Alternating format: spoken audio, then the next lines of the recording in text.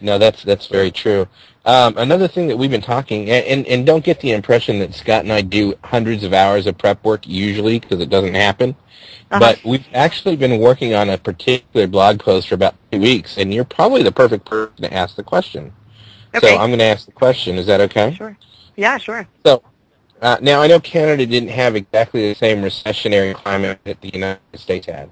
However, they did suffer from some of that because of international travel, etc. Yes, definitely. So, post-recession, my theory is that the very first to recover had to be the independent boutique hotels because they were so close to their guests' needs, desires, and wants from the beginning.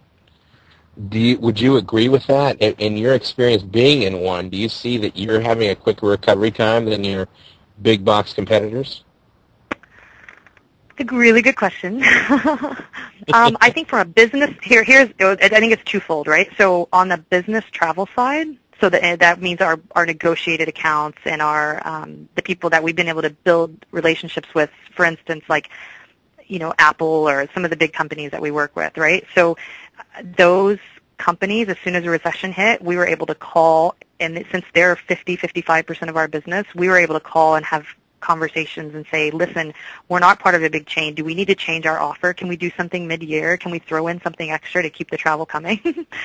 And we were able to make those calls and make complete changes within, a day. And so we were able to keep those accounts keeping pretty consistent travel. So we actually have seen an increase in corporate travel. Where the recession hits an independent boutique hotel differently than the big brands is, when it comes to marketing dollars, right? So everyone during this recession has to kind of cut back a bit, and, the big chains still have complete advertising dominance, right? So for the leisure travelers are still being bombarded by the big brands, whereas the smaller boutique brands, we don't have the marketing dollars. Now our marketing dollars, of course, we're cutting back as we're seeing leisure travel decrease. So I think we've had to fight harder to keep leisure travelers, because a lot of times they're one hit. They come here once, they love it, and they leave, and then we have to earn the next person's attention, right? So I think that's a good point. Actually, that's something that we hadn't considered, because my original premise was based on a mix of leisure and corporate travel, but our reasoning behind it is that you're quicker able to respond to guest amenity concerns and new design and new guest preferences.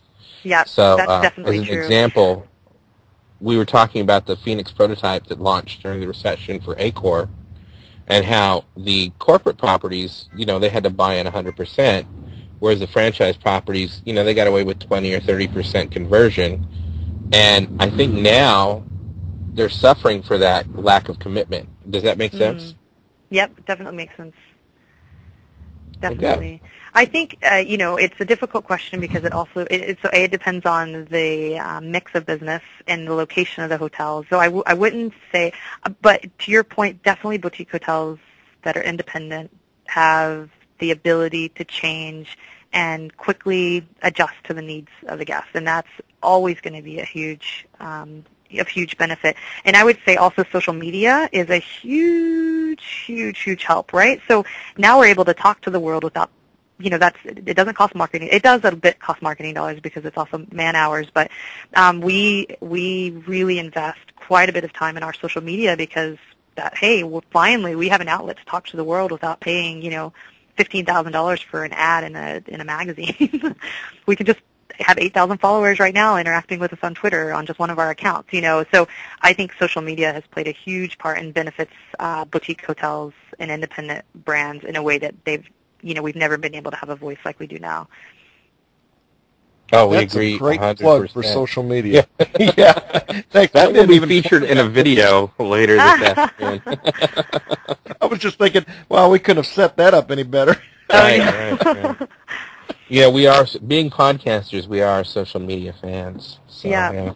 Well, very it's good. cool. It finally gives a voice to the brand. You don't just get to buy your way to your clients. Right. You get to, if you're interesting and engaging, then you'll get their attention. And So it also challenges us to stay. We have our tagline is we're uniquely stylish and always fresh. So our always fresh is that we're the first hotel in the world to put iPhones. We're the first hotel in Canada to put iPad 2s in every room. You know, we constantly have to give fresh, innovative products, or we know we're going to fall behind.